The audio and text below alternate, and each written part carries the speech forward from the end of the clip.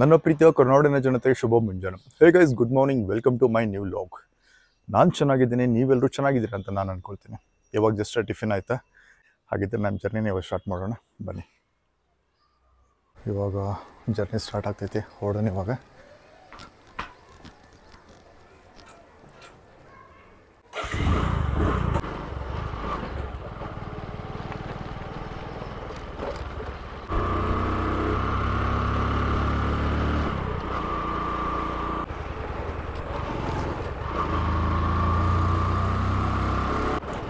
ನಾವು ಇವಾಗ ಆರ್ಯಭಟ ಟರ್ಫ್ ಪಾರ್ಕ್ದಲ್ಲಿದ್ದೇವೆ.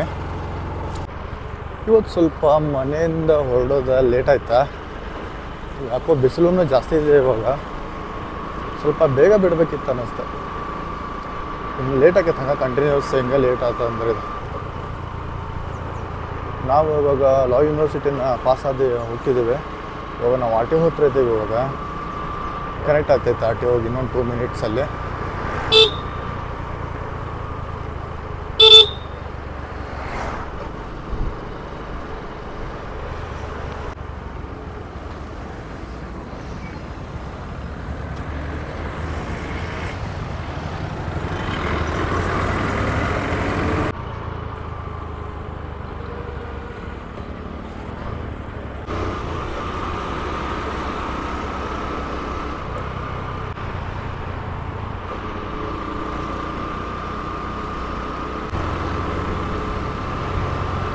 ನಾನು ಇವಾಗ ಲಕ್ಕಮ್ಮನಹಳ್ಳಿ ದಾಟಿ ಮುಂದೆ ಬಂದ್ವಿ. ಇವಾಗ ಇಲ್ಲಿ ನಮ್ಮ ರೈಟ್ ಸೈಡ್ KMF ಡೈರಿ ಐತೆ.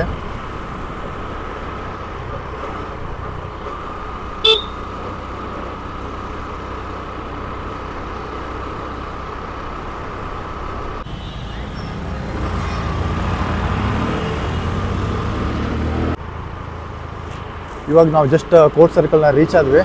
ಇಲ್ಲಿಂದ ಲೆಫ್ಟ್ ತೊಗೊಂಡು ಇವಾಗ ಲೆಫ್ಟ್ ತೊಗೊಂಡು ICR ಕ್ಯಾಂಪಸ್ ಹೋಗೋಣ.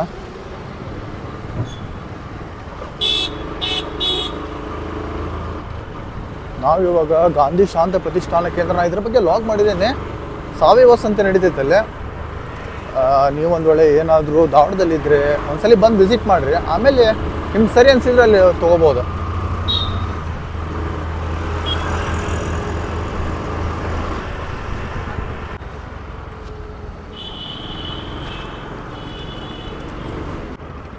ಇವತ್ತು ಇಲ್ಲಿ ಫಂಕ್ಷನ್ ಐತಂತ, ಸಿದ್ದರಾಮಯ್ಯನವ್ರು ಬರ್ತಿದ್ದಾರಂತ, ಮುಖ್ಯಮಂತ್ರಿಗಳ.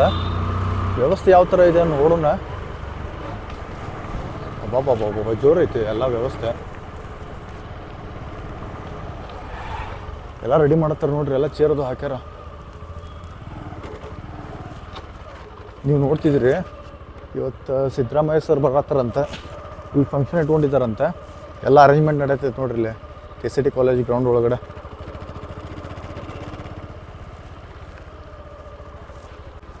ಇವತ್ತು ಸಂಜೆ 4 ಗಂಟೆಗೆ KCT ಕಾಲೇಜ್ ಒಳಗೆ ಫಂಕ್ಷನ್ ಐತೆ. ಸಿದ್ದರಾಮಯ್ಯನವ್ರು ಬರತ್ತಾರ ಮತ್ತು ಲಾರ್ಡ್ ಅವರು ಬರತ್ತಾರ. ಏನಪ್ಪ ಅಂತಂತಂದ್ರೆ ಸಂವಿಧಾನ ಜಾಗೃತಿ ಜಾಥಾ ಅಂತ ಏನೋ ಇದೆ ಇಲ್ಲಿ. ಸರ್ವರಿಗೂ ಆಧಾರದ ಸ್ವಾಗತ ಅಂತ ಹೇಳಿದ್ದಾರೆ. ಯುವ ನಿಧಿನೋ ಅಂತ ಬೋರ್ಡ್ನ ಹಾಕಿದ್ದಾರೆ. ಪ್ರತಿ ತಿಂಗಳ ನಿರುದ್ಯೋಗ ಭತ್ಯೆ 3,1500 ಅದು ಕೊಡೋದು ಫಂಕ್ಷನ್ ಇಟ್ಕೊಂಡಿರ್ಬೇಕು ಇವತ್ತು. ಅದಕ್ಕೆ ಸಂಬಂಧ ಎಲ್ಲ ಅರೇಂಜ್ಮೆಂಟ್ ಮಾಡಕತ್ತಾರ.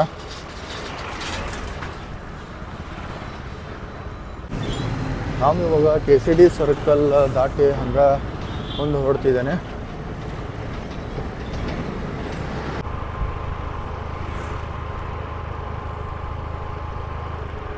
ಸಿದ್ದರಾಮಯ್ಯ ಸರ್ ಫಂಕ್ಷನ್ ಊರಿಂದ ನೋಡ್ರಿ ಬಸ್ ಹೆಂಗೆ ಬರತ್ತವ, ಎಲ್ಲ ಬೇರೆ ಬೇರೆ ಊರಿಂದ.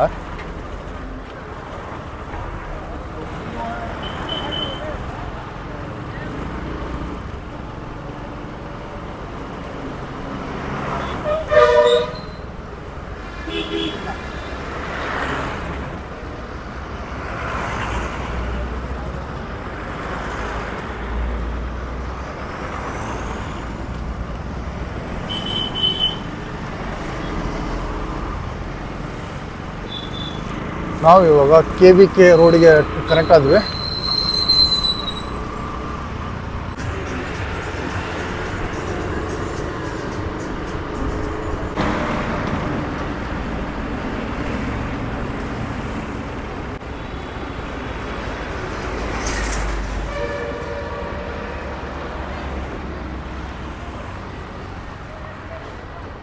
ನಾವು ಕೃಷಿ ವಿಜ್ಞಾನ ಕೇಂದ್ರಕ್ಕೆ ಬಂದ್ವಿ ಇವಾಗ ಕ್ಯಾಂಪಸ್ ಒಳಗಡೆ ಹೊರಡ್ತಿದ್ದೇವೆ.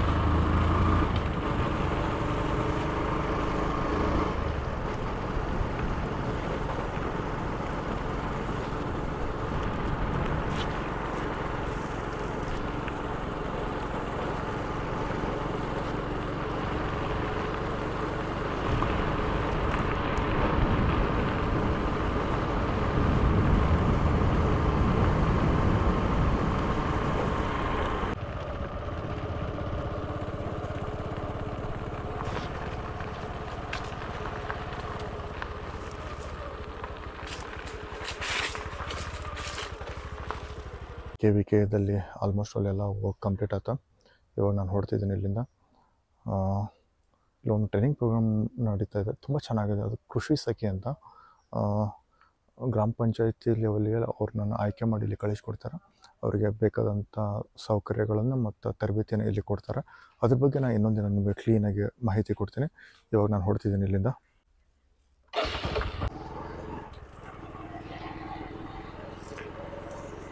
ಇವಾಗ ನಾವು ಕ್ಯಾಂಪಸ್ಸಿಂದ ಹೊರಗಡೆ ಹೋಗ್ತಿದ್ದೇನೆ.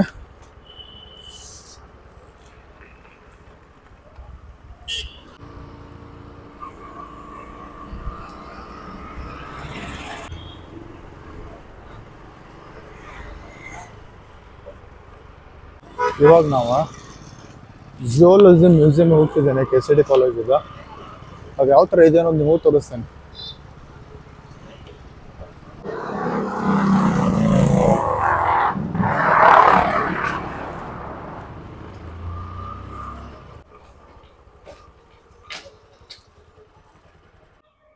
ನಾವಿವಾಗ ಕರ್ನಾಟಕ ವಿಜ್ಞಾನ ಮಹಾವಿದ್ಯಾಲಯ ಧಾರವಾಡ ಪ್ರಾಣಿಶಾಸ್ತ್ರ ವಿಭಾಗ ಪ್ರಾಣಿಶಾಸ್ತ್ರ ವಸ್ತು ಸಂಗ್ರಹಾಲಯ ಅಲ್ಲಿ ಇದ್ದೇವೆ.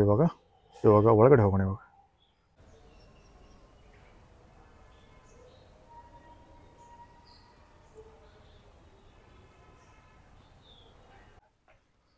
ಇದೆ ನೋಡ್ರಿ, ಫೈನಲಿ ನಾವು ಬಂದ್ವಿ. ನೋಡಿರಿ ಎಂಟ್ರೆನ್ಸ್ಗೆ ಎಷ್ಟು ಬ್ಯೂಟಿಫುಲ್ ಅಟ್ರಾಕ್ಟಿವ್ ಐತೆ. ಅದು ಚಿಪ್ ಅದ, ಆಮೇಲೆ ಇವಾಗ ಒಳಗಡೆ ಹೋಗೋಣ.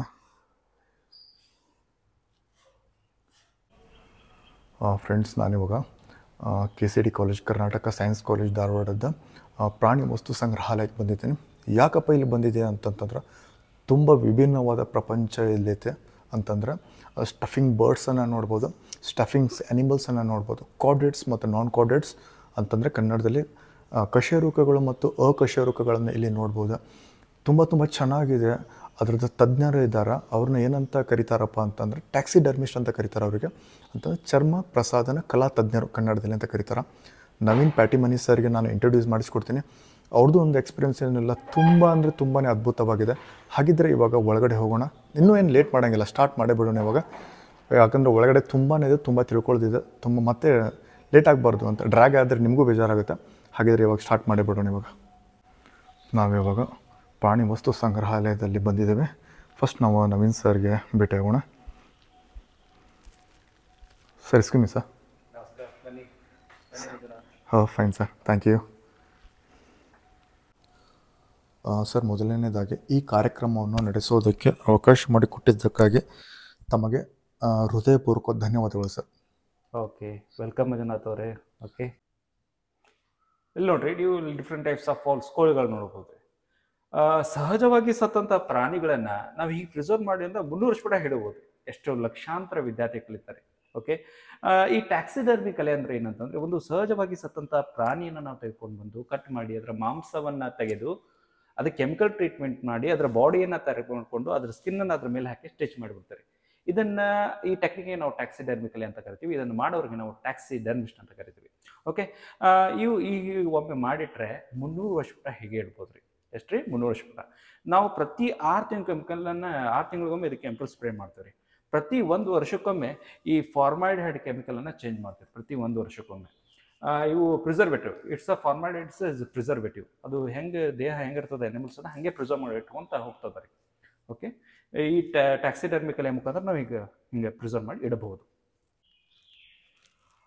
ಇಲ್ಲಿ ನೋಡ್ಬೋದು ನೀವು, ಇಲ್ಲಿ ಡಿಫ್ರೆಂಟ್ ಟೈಪ್ಸ್ ಆಫ್ ಕೋರಲ್ಸ್, ಹವಳಗಳು ಅಂತ ಇರ್ತವ್ರಿ. ಡೀಪ್ ಸಿ, ಸಮುದ್ರ ಆಳದೊಳಗೆ ಇರ್ತಾವ್ರಿ. ಕ್ಯಾಲ್ಸಿಯಂ ಕಾರ್ಬೊನೇಟ್ ಇವೆಲ್ಲ ಡೆಪಾಸಿಟ್ ಆಗಿ ಇವು ಕೋರಲ್ಸ್ ಎಲ್ಲ ಆಗ್ತಾವ್ರಿ. ಇದನ್ನ ನೋಡ್ಬೋದು ನೀವು, ಕೋರಲ್ಸ್ ನೋಡ್ಬೋದು. ಇಲ್ಲಿ ಗಾರ್ಗೇನಿಯನು ಎಲ್ಲ ಇವು ಸಮುದ್ರ ಆಳದೊಳಗಿರುವಂಥ ಒಂದು ಜೀವಿಗಳು, ಇವು ಕೂಡ ಜೀವಿಗಳೇ ಕೋರಲ್ಸ್, ಹವಳಗಳು ಅಂತೇಳಿ ಇಲ್ಲಿ ನೀವು ನೋಡಬಹುದು. ಇಲ್ಲಿ ನೀವು ಟ್ಯಾಕ್ಸಿಡರ್ಮಿ ಆಫ್ ಫಿಶಸ್ ನೋಡ್ಬೋದು. ಟ್ಯಾಕ್ಸಿಡರ್ಮಿ ಕಲೆಯ ಮುಖಾಂತರ ಫಿಶನ್ನು ಪ್ರಿಸರ್ವ್ ಮಾಡಿದ್ದು, ಫಿಶನ್ನು ಕಟ್ ಮಾಡಿ ಅದಕ್ಕೆ ಕೆಮಿಕಲ್ ಟ್ರೀಟ್ಮೆಂಟ್ ಮಾಡಿ ಇವನ್ನ ಎಲ್ಲ ಪ್ರಿಸರ್ವ್ ಮಾಡಿದ್ದು. ಸುಮಾರು ಒಂದು 60 ವರ್ಷ ಆತ್ರಿ ಪ್ರಿಸರ್ವ್ ಮಾಡಿದ್ದು. ಓಕೆ, ನೋಡ್ಬೋದು ನೀವು. ಆಮೇಲೆ ನೀವು 32 ಮೆದುಳುಗಳು, 10 ಹೊಟ್ಟೆಗಳಿರುವಂಥ ಒಂದು ಜೀವಿ ನೋಡಿದ್ರೆ ತೋರಿಸ್ತೇನೆ ನಿಮಗೆ. ವಿಶೇಷವಾದ ಆ್ಯನಿಮಲ್ಲು, ನೀವೆಲ್ಲ ಸಾಮಾನ್ಯವಾಗಿ ನೋಡ್ತೀರಿ, ಓಕೆ, ನೋಡಿರ್ತೀರಿ.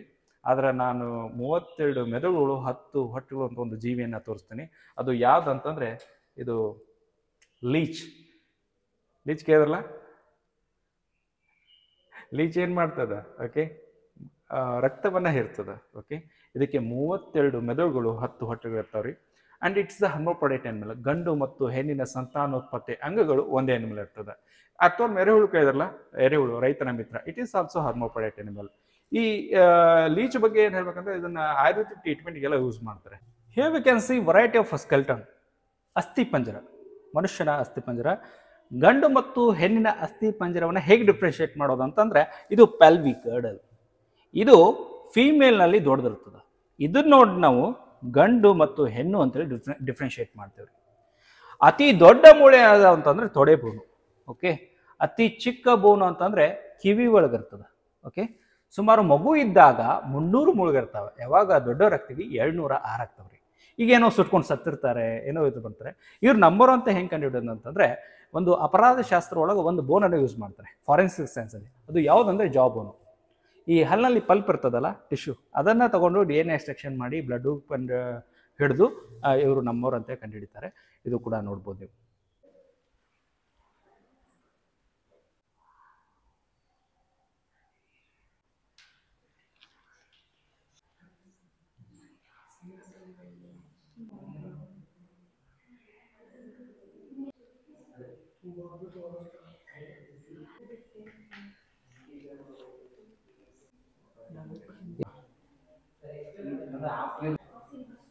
ನನ್ನ ಹೆಸರು ಭೀಮೇಶ್ ಅಂತ. ನಾನು ಇವತ್ತು ಕರ್ನಾಟಕ ಮಹಾವಿದ್ಯಾಲಯದ ಪ್ರಾಣಿ ವಸ್ತು ಸಂಗ್ರಹಾಲಯಕ್ಕೆ ಭೇಟಿ ಕೊಟ್ಟಿದ್ದೀನಿ. ಇಲ್ಲಿ ಬಂದ ಮೇಲೆ ನನಗೆ ಹಲವಾರು ಪ್ರಾಣಿಗಳ ಬಗ್ಗೆ ಮಾಹಿತಿ ದೊರಕಿತ್ತು. ನೀವು ಕೂಡ ಬಂದರೆ ನಿಮಗೂ ಕೂಡ ಹಲವಾರು ಮಾಹಿತಿಗಳನ್ನು ಇಲ್ಲಿಂದ ಪಡ್ಕೊಬೋದು.